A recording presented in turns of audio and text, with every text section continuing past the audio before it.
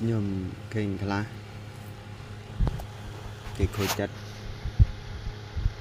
làmពីស្នេហាទៅយើងឆ្ងល់ដែរស្នេហាធ្វើមិនឲ្យយើងគួរចិត្តបើយើងមិនឆ្លាញ់តែយើងគួរចិត្តមិនតែបងប្អូនហើយយើងនិយាយចឹងក៏មិនបានដែរមនុស្សយើងបើរស់នៅក៏មានស្នេហា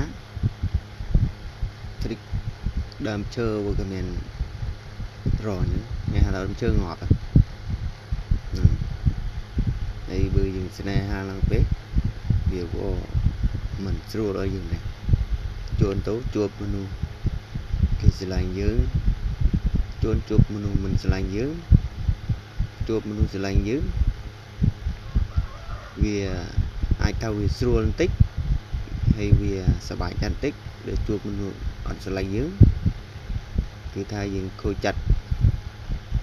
នឹងនេះមើលយើងទុក50បានហើយណែបងប្អូនណែមិនចង់ចាញ់ឈ្នះអ្នកណានោះទេជារៀងរាល់ថ្ងៃនេះខ្ញុំធ្វើអ្វីមិនដើម្បីចង់ឈ្នះចាញ់អ្នកណាម្នាក់នោះទេប៉ុន្តែខ្ញុំគ្រាន់តែចង់រស់នៅជាមួយនឹងខ្លួនឯងបំពេញភាពខ្វះខាតរបស់ខ្លួនឯងតែប៉ុណ្ណោះហើយក៏មិនចង់ឲ្យអ្នកណាម្នាក់មកបៀតបៀនជីវិតឯកជនរបស់ខ្ញុំបាននោះឡើយព្រោះថាជីវិតរបស់យើងម្នាក់រស់នៅគឺចង់តែសុខរៀងខ្លួនមិនចង់ទៅបៀតបៀនអ្នកណានោះទេ